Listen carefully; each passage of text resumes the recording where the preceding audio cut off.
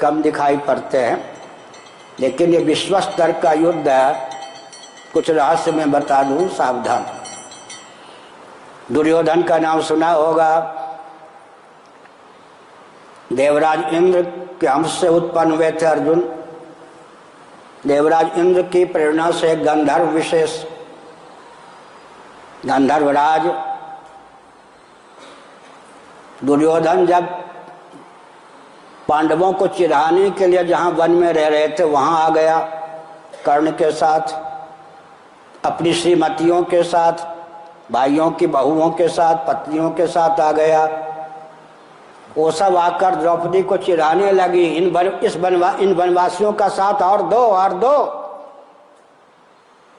तुम हमारे पास होती, माने समझ गए ना, पति को छोड़कर क्या सुख सुविधा, और दोगी साथ, और मरे हुए को मारना। इससे ज्यादा चिढ़ा के चली गई। वो अपना सरोवर में जलाशय में विहार करने लगा मस्त मौला। देवराज इंद्र की प्रेरणा से गंधर्वराज आया और अपनी सेना को आज्ञा दी। वो दुर्योधन आदि की पत्नियों का अपहरण कर लिया। नभो मार्ग से, आकाश मार्ग से अपहरण करके ले जा रहे थे गंधर्व। कुररी के समान वो विलाप कर रही थी देवियां। दुर्योधन को भी पकड़ लिया, कर्ण की भी दाल नहीं गली। आकाश मार्ग से ले जा रहे थे जहां पांडव वन में बैठे थे। दुर्योधन ने उच्च स्वर से कहा, त्राहिमाम, जैसा भी हूं युधिष्ठिर तुम्हारा भाई हूं। उन देवियों ने कहा, घर की पुत्र वध में हूं, कुर्री के समान विलाप, अपहरण करके ले जाई जा रही हूं। द्रौपदी ने चिढ़ाया नहीं। 1 घंटा पहले तुम चिढ़ाने आई थी, अब देखो तुम्हारी क्या दशा है। भीमसेन नहीं किया।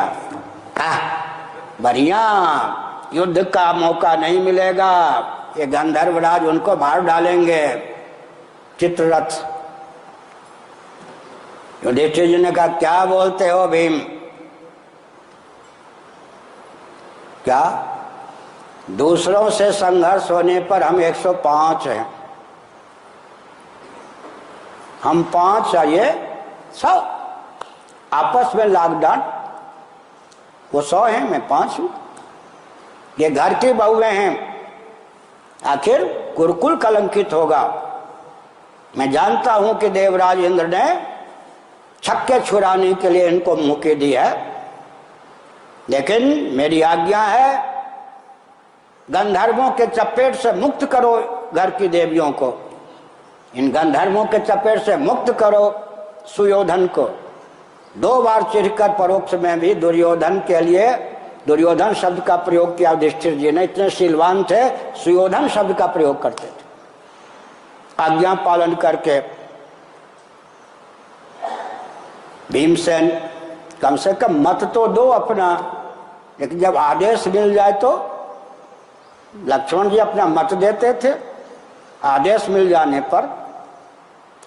अब तो इतना अहंकार हो गया है कि मत, यहाँ कोई ऐसा नहीं है, मत देने के बाद न मानो तो वो महाकाल बन जाते हैं व्यक्ति। मानो तो सारी हमारी योजना ही धस हो जाए। इतना अहंकार का बोलबाला। मैं सोचने के लिए बाध्य होता हूं, कृतज्ञ तो मेघनाद आदि भी नहीं थे, पिता की आज्ञा पर मरने के लिए तैयार। दुर्योधन की आज्ञा पर कर्ण, जानता हुआ भी कि राक्षस दुष्ट है, कर्ण दुर्योधन की आज्ञा पर मरने के लिए तैयार। कृतज्ञ वो भी नहीं होते थे। कृतज्ञता तो व्यक्ति को असुरों से भी नीचे पहुंचा देने वाली भावना है। भीमसेन ने सबको छुड़ा लिया। चंगुल से बच गए कौन? दुर्योधन। कर्ण से कहा, दुशासन आदि से कहा, मेरी आज्ञा है, आंखों के सामने से ओझल, चले जाओ हस्तिनापुर।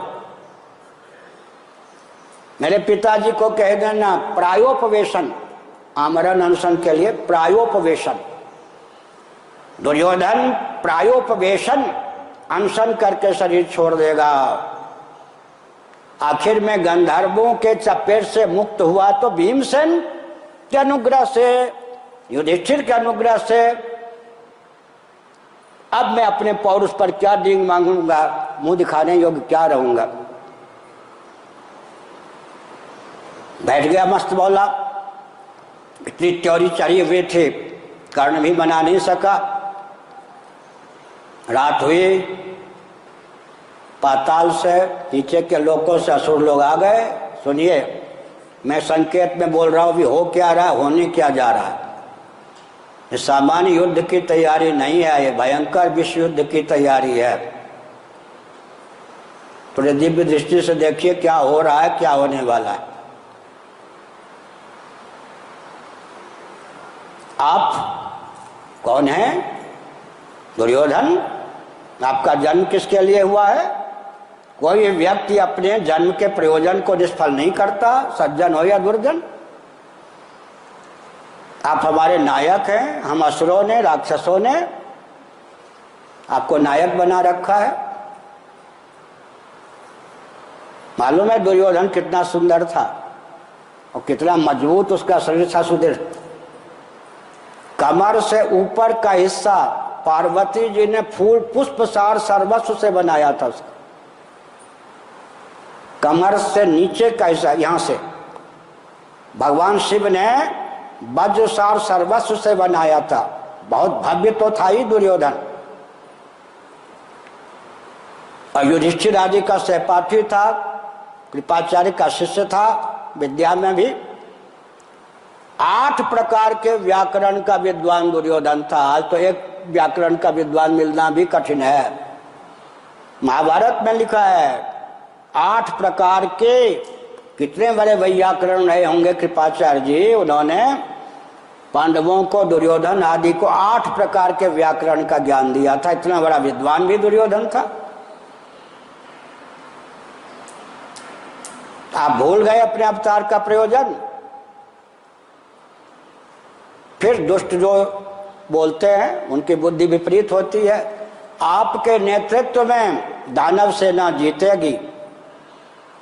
चलिए अनशन छोड़िए, युद्ध कीजिए, आप इनको मारने में समर्थ होंगे। विपरीत बुद्धि। आप नायक हो के ये क्या करने जा रहे हैं, तो आप लोग क्या सहयोग करेंगे? हम तो प्रत्यक्ष आकर युद्ध नहीं करेंगे, हमें जो करना है कर चुके हैं। या मैंने सुन रहे, भीष्म जी सामान्य व्यक्ति थे क्या? द्रोणाचार्य जी, कृपाचार्य जी, अश्वत्थामा जी,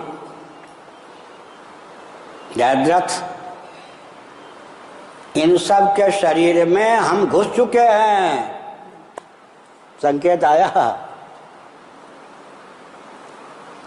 इतनी क्रूरता का युद्ध भूमि में ये परिचय देंगे कि लगेगा नहीं कि इनके पोते हैं पांडव भीष्म जी के। इतनी क्रूरता का परिचय देंगे, लगेगा नहीं कि अर्जुन आदि इनके शिष्य हैं द्रोणाचार्य को लेकर। हम सब इनके हृदय में बैठ चुके हैं। अब बैठने लगे, हमने संकेत किया, हम सब इनके हृदय में बैठ चुके हैं।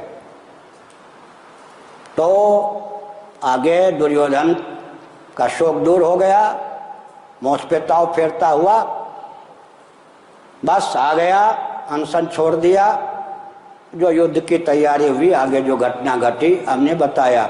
इसलिए बाहर से कोई चाल पल ज्यादा न दिखने पर भी अंत में एक संकेत करें, एक भी मनुबाजी बचेगा। मनु का अर्थ कल मैंने परसों बताया था, मंत्र और मंत्रविद का नाम मनु होता है। मनु देवता तो वे ही हैं, मनुष्य, मनुष्यों के पूर्वज, स्थावर जंगम प्राणियों के पूर्वज का नाम मनु। एक भी मनु बचेगा, माने वैदिक संविधान का रचयिता और उसके पालन करने वाला बचेगा एक भी, तो हम लोगों की दाल नहीं गलेगी। पूरे विश्व की यह मान्यता है। इसलिए किसी मनुवादी को सुरक्षित मत रहने दो। तदनुकूल व्यासपीठ को ढाला गया है, ध्यान गए ना।